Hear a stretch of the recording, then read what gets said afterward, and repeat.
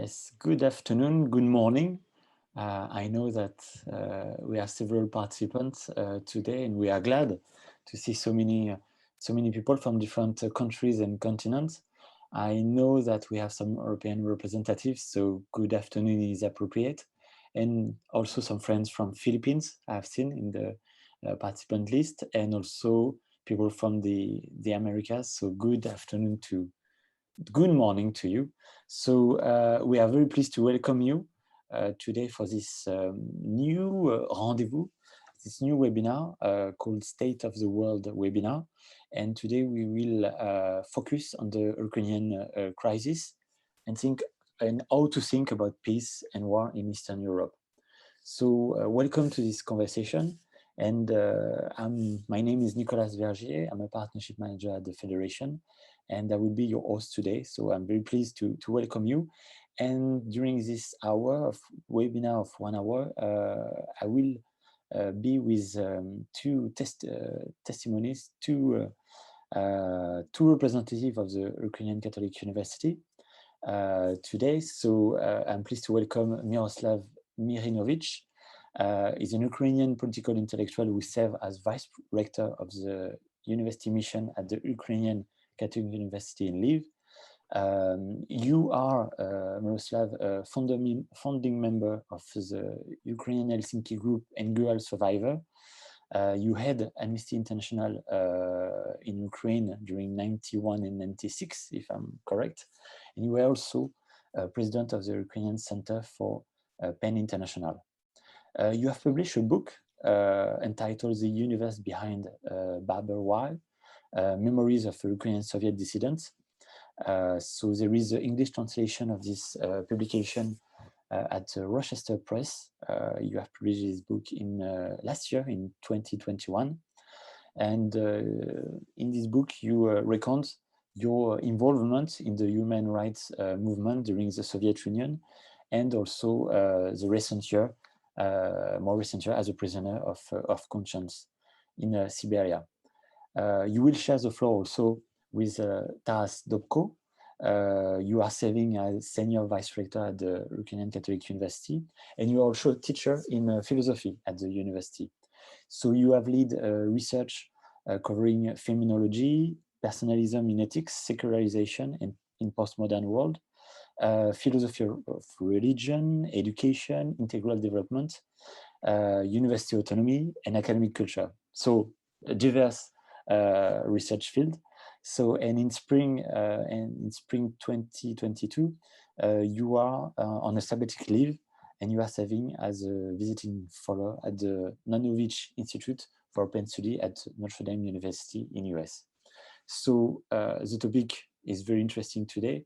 I won't take too much time in the introduction, because we would like to hear our two testimonies, Myroslav and Taras. So the floor is yours. If you have any question, I'm talking to the participants, we will have a moment of question and answer after the presentation of our guest today. And you can take the floor at the end to ask a question or make a remark, or simply use the chat and I will make the moderation. So welcome once again, and Myroslav and Taras, the floor is yours. Yeah, thank you very much, Nicholas, and good afternoon or good morning to everybody. We are really pleased to meet all of you, and thank you for your participation. And of course, we are very grateful to the International Federation of Catholic Universities suggesting to have this kind of webinar. So today, both of us would like to discuss not only historical and political reasons or dynamics behind this looming military conflict between Russia and Ukraine, which we hope will not happen, but still it's looming. But also we would like to talk about some spiritual reasons and spiritual sources for building peace in Eastern Europe. So as we see, the big war in Europe is not anymore unthinkable. This is actually what Russian President Vladimir Putin has really achieved by his military buildup of Russian troops in the Ukrainian border. A poll conducted by the European Council on Foreign Relations in late January 2022 in 7 European countries. These were Finland, France, Germany, Italy, Poland, Romania, and Sweden. This poll demonstrated that Europeans don't take peace for granted anymore, and clearly acknowledge that potential Russia's invasion to Ukraine is not only Ukrainian, but a pan-European problem and an encroachment on European security. It seems that most citizens of European countries are shaken off if they had any illusions about Putin and his agenda. They are in favor of NATO and the EU finding ways of responding to the crisis by supporting and even defending Ukraine. But even more important, we think in this regard, would be a readiness to revisit one's mental maps about what is Ukraine and what it stands for. Last summer, Putin authored a long historical article called On the Historical Unity of Russians and Ukrainians, in which he invoked a Russian myth about the ancient triune Russian nation composed of Russians, Ukrainians, and Belarusians, destined to live together in one state, or at least in one civilization called the Russian world. In less than 6 months after the article was published, Russian troops started massing near the Ukrainian border. As Serhiy Yekelchik, professor of Slavic Studies and History at the University of Victoria said, I quote, "If you don't want to live in interesting times, as the alleged curse goes, best to avoid the parts of the world where heads of the state write history treatises." I think he is very much right about it. And he continues, a quote, "Putin's historical article is essentially a statement of unrequited love and illustrates Russia's core problem vis-a-vis Ukraine. It thinks of itself not as a nation, but as an empire," end of quote. So what can you do when your former imperial master declares that it cannot live without you? This reminds me of another story about how Paul I, Tsar of Russia from 1796 to 1801, characterized the Ukrainian Greek Catholics, that is, Ukrainian Catholics of Byzantine Rite. He said, "They are neither fish nor fowl." For Imperial Russia's vision of Ukraine, there could not possibly be any middle ground between, for example, Russians and Poles. As for the Russian Orthodoxy, there could not be any intermediary between Orthodox and Roman Catholic.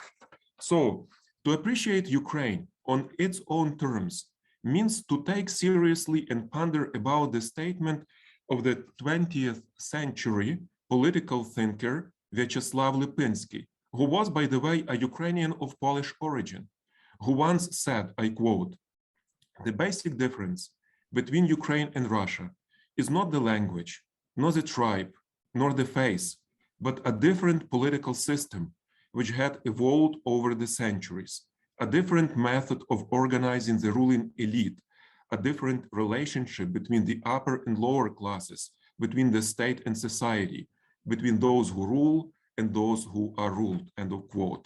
Different political model, political tradition, political customs. Along these lines, Rory Finnan, associate professor of Ukrainian studies at Cambridge, urges us to see in Ukraine, I quote, "a social and cultural movement with an anti-colonial backbone and a suspicion of state institutions led by strong men. We discover that in the realm of political values, Ukraine is not Russia's cousin, it's Russia's competitor," end of quote. This explains everything about Putin's fury concerning Ukraine. He could tolerate even independent Ukraine, but if it is an authoritarian state like Russia. But Putin cannot bear Ukraine that defies his authoritarian political model, which shows passion for freedom and disgust for tyrants, affection for vibrant civil society, and distrust for unchecked political authority, all of which constitutes the DNA of modern Ukrainian nation. Of course, the most important question is what to do next in such a situation. And there are three perspectives to consider in this regard, I think. First, the most urgent thing to do is not to let the war break out. Nobody could get into Putin's head to predict what could happen and what could prevent him from pursuing the war option. But however irrational and obsessed Putin is in his view of Ukraine, he is not suicidal, and hopefully he is even opportunistic. Putin should understand that the victory will not be easy and the invasion might lead to his regime's end. The polls show, for example, that about 90% of Ukrainian speakers and 70% of Russian speakers in Ukraine support Ukraine's independence.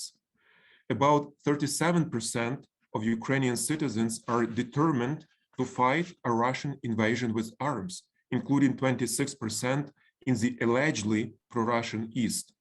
Ukraine is a civil nation, with the Russian-speaking population enjoying civil rights and freedoms that are unavailable for Russians in today's Russia. Most of them feel politically as Ukrainians, and many are ready to defend their homeland. There will be no easy adventure for Putin troops in Ukraine despite Russia's military predominance. Ukrainians are not frightened to oppose Russia's military force and already have experience of armed combat with Russians. Coupled with severe sanctions and military equipment from the West, Ukraine's readiness to resist the Russian aggression could stop Putin from gambling in Ukraine. The success of any strategy centered on sanctions, though, will depend on willingness to make economic sacrifices. Whether Ukrainian lives are worth this sacrifice is a tough question, more ethical than financial, that Westerners should ask themselves. According to the British consulting company CEBR, during 2014-2020, Ukraine lost about $280 billion US dollars, which makes for almost 20% of Ukraine's pre-conflict GDP. The aforementioned pan-European poll makes it clear that Europeans are divided with respect to their view on the severity of sanctions that should follow Russia's invasion of Ukraine. Poles, Romanians, and Swedes are ready to show more resilience and bear greater inconveniences to deter Russia than Germans, French, Finns, and Italians. Resilience, by the way, becomes a key security asset today. As Ivan Krastev, chairman of the Center for Liberal Strategies, rightly points out, I quote, "Unlike during the Cold War, the opponent is not someone behind an iron curtain, but someone from whom you buy gas and to whom you export high-tech goods." So today, geopolitical strength is determined not just by military and economic power, but also by the capacity to endure pain, end of quote. Second, this of course will not solve the Russia-Ukraine's crisis in the medium term. This is not to go away soon. As James Scher, a senior fellow at the International Center for Defense and Security in Tallinn makes it clear, I quote, "The problem in the West is the belief that Putin, just like the rest of us, wants peace in the world. But Putin doesn't mind being the adversary of the United States as long as Russian national interests are being respected," end of quote. So the big question is how to deter Putin's Russia from the next military escalation and threats in the future. Could there be a realistic option on the table with Ukraine's neutrality in exchange of its security? Russia deploys arguments that in the 90s, it was promised security guarantees of NATO's non-expansion to the East, and the promise was broken. I don't know in what treaty these promises were fixed, but we know well that in the 90s, security and territorial integrity of Ukraine was guaranteed in exchange of Ukraine's nuclear disarmament through signing the Budapest Memorandum. And the promise was broken by Russia itself in 2014 through the annexation of Crimea. So is it possible to ensure security and independence of neutral Ukraine if Putin is ready to use military force for maintaining his interests in Ukraine while other world powers are not? Ukraine is not yet ready for NATO membership and could wait for a decade or so. So if Ukraine gives up on the NATO perspective, will it stop Putin from waging hybrid wars against Ukraine? I doubt it, given his deployment of all possible means, including economic, media, and energy resources as weaponry in the attempt to overturn the situation to his benefit. So, to reinforce Ukraine's security in the medium term through the military strengthening is not enough. There should be a positive agenda for advancing Ukraine as efficient and prosperous democracy. This could be best response to Putin hybrid threats. There is a need for the Marshall Plan for Ukrainian economy, which will boost economic opportunities for people, establish the rule of law, stop the brain drain, improve demography, empower civic society, promote entrepreneurship and creativity, integrate Ukraine's economy into the global order, and make it more sustainable. The mission of the, the mission of the Church is also very important. It should help Ukrainians to perceive last 30 years in spiritual terms as a pilgrimage to freedom and dignity. The Maidan of 2014 was called the Revolution of Dignity. This movement was primarily based on values and not identities. The emancipatory and authentic character of human impulse enabled people to bridge differences of imposed identities of language, ethnicity, generation, social origin, political religion, etc. The common values proved to be stronger than dividing identities. Europe and North America, despite their issues, were perceived as having incarnated those values and principles: transparency, the rule of law, decent judiciary, just and accountable government, independent media, and respect for human dignity. They derive ultimately from the gospel and are salvific for countries like Ukraine. During the last 8 years, Ukrainians attempted a transition from the revolution of dignity to a country of dignity. No surprise that all of this was perceived by Putin as unacceptable. And Ukrainians once again had to learn that freedom is not free, as it is written on the Korean War Veterans Memorial in Washington. In my opinion, security in Europe will be possible ultimately when both Ukraine and Russia become part of the EU and even NATO.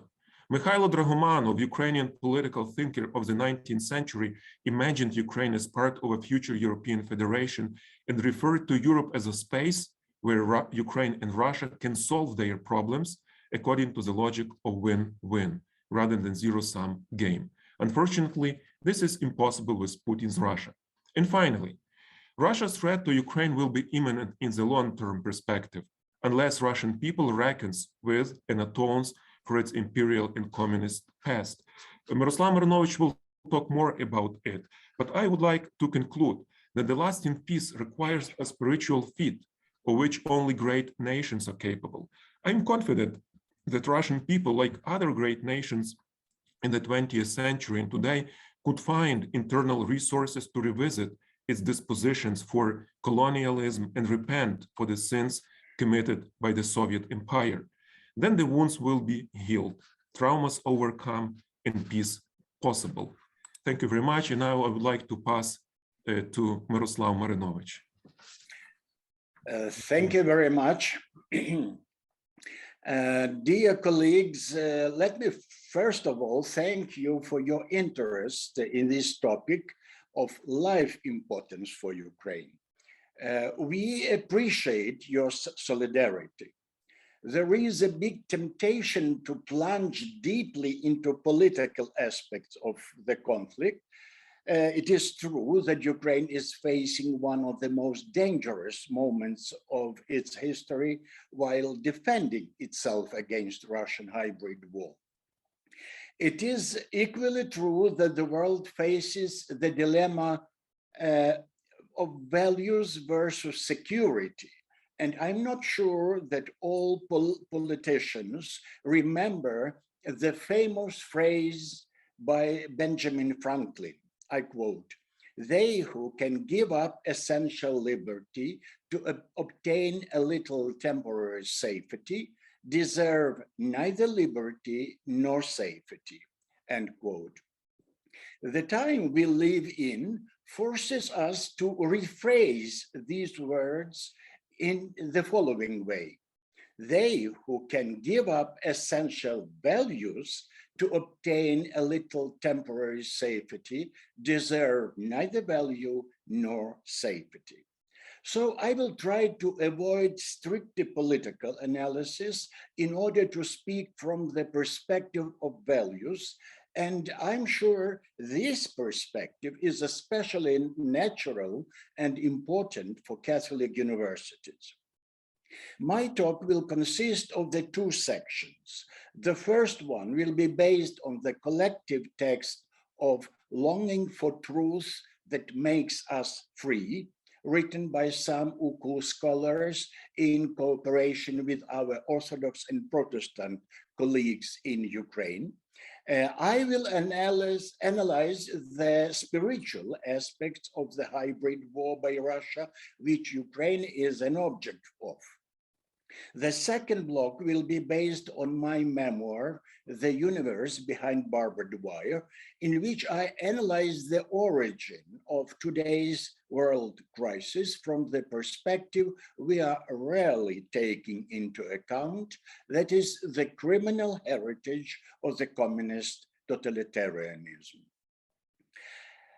So the first block, within the trap of the post-truth culture. One of the cornerstones of our academic life is truth. We may be faithful to our mission only if we are faithful to truth. But truth is exactly what is under attack by Russia. The Kremlin has launched a powerful information war against our country across the globe. Russia is distorting our desire for independence and the nature of democratic processes in Ukraine.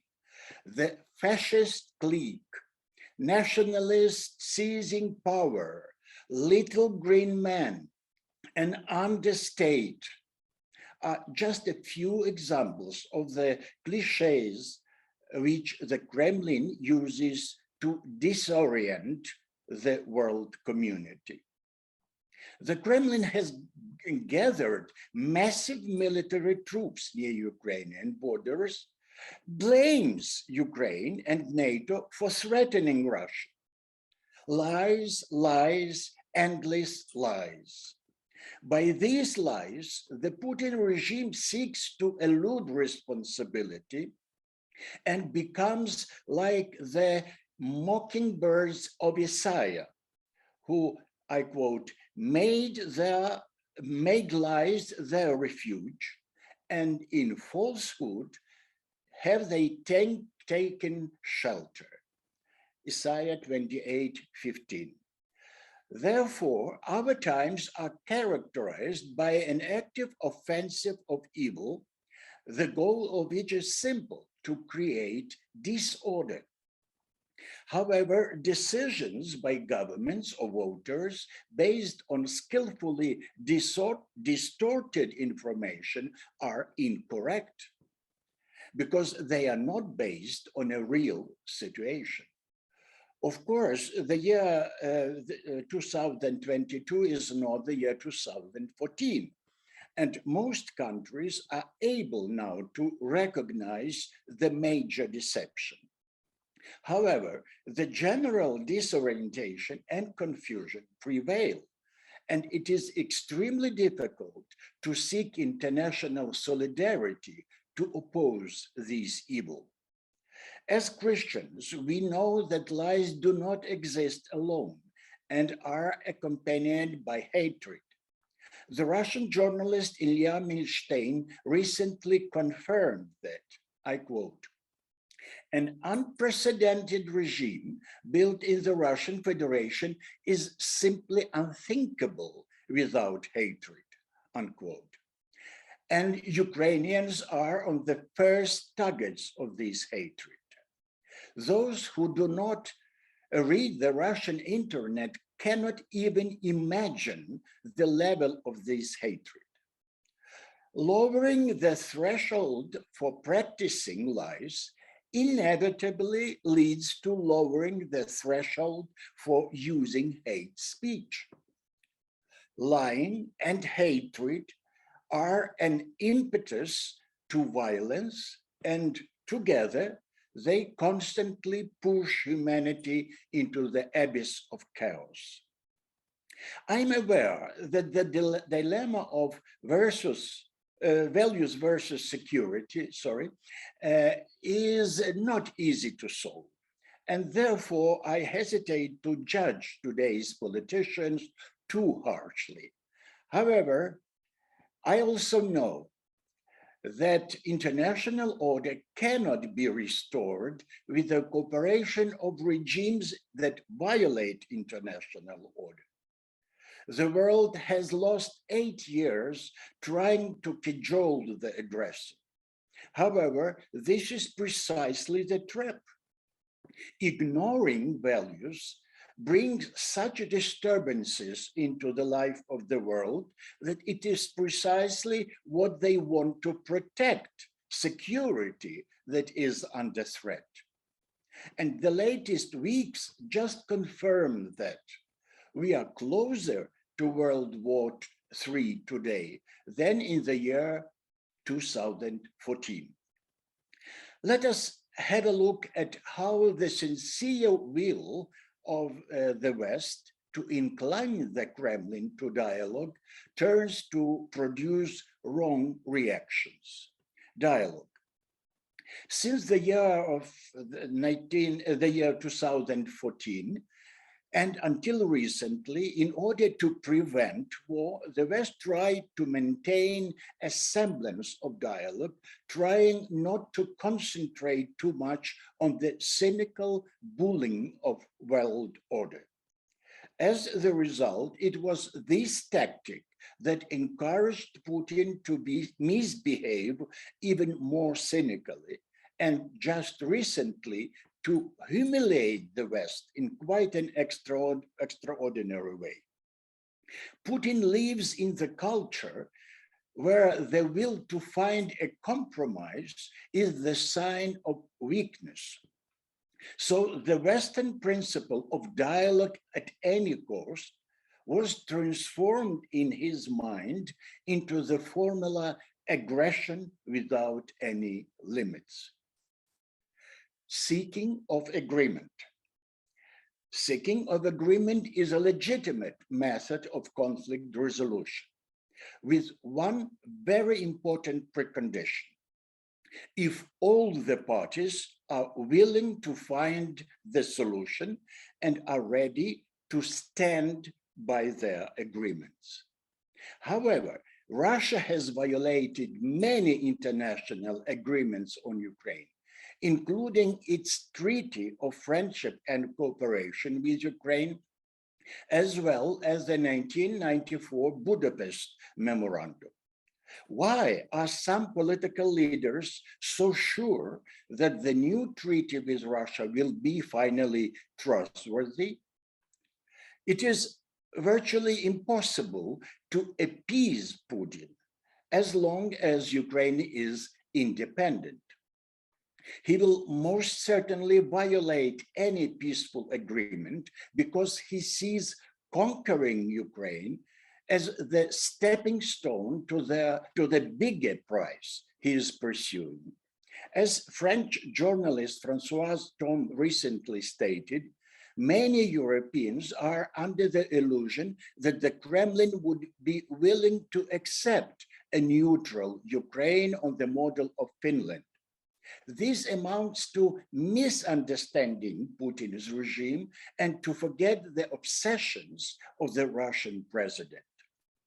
His strategic goal is to re-establish the former bipolar world in which Russia played a major role in its opposition to the West, or at least to establish the three-polar world, including China.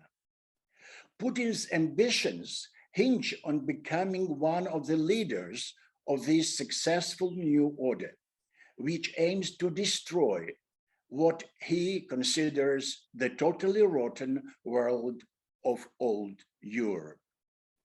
This leads us to one more principle of conflict resolution, that each side must compromise. This logic seems to be the core of President Macron's mission today. It presupposes the following two elements: to recognize the legitimate concerns of Russia and to incline Ukraine to sign up the Minsk agreement. Let us analyze the moral aspects of both of them. To recognize the legitimate concerns of Russia. As Macron stated, it is legitimate for Russia to raise the question of its own security. Who might question the validity of this statement? Of course, the security of the Russian nation has to be granted. However, the phrase is not valid when we speak about the security of the eventual Russian empire to be reestablished. Because imperialistic dreams of Putin and his will of reversing the verdict of the Cold War, George Weigel, and re-establishing of the Soviet Union are not legitimate. Otherwise, we have to confirm that it was legitimate for Nazi Germany to raise the question of its own security in Danzig and Sudetenland. I understand such a phrase might shock you with its political incorrectness.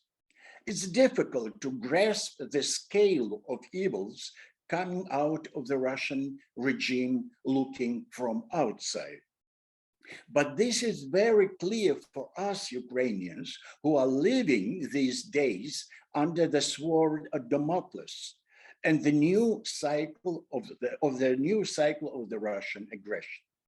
Unfortunately, reconciliation is not the goal of the Kremlin.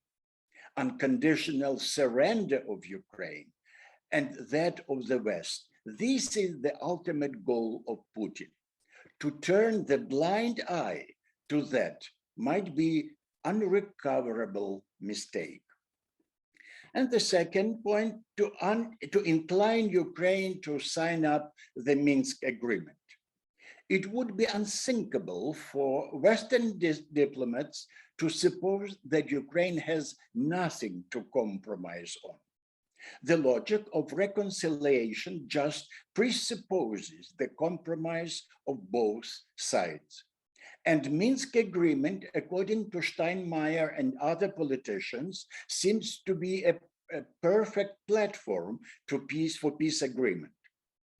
I understand the Minsk agreement was the platform for a ceasefire, but definitely not for a peace agreement. Why? Because it is based on big lies. The agreement presupposes that, first, the war in Ukraine is an internal Ukrainian crisis, though it is absolutely incorrect. And the second one, that Russia is not a part of the conflict, though in reality it was the initiator of the war. We Ukrainians cannot oppose the true dialogue because the Third World War would destroy our country mercilessly. However, we are desperately afraid of the false dialogue or imitation of it because it corrupts an aggressor and brings the war even closer. So it has to be obvious for Catholic universities that the fundamental solution to the security dilemma lies not in the political, but in the value sphere. Any attempts to guarantee security at the expense of values will not produce a lasting effect. Distorted values will give rise to changes of the international order, which will become even more dangerous. And now let me, as a former prisoner of the Soviet Gulag, turn to the origin of the today world crisis.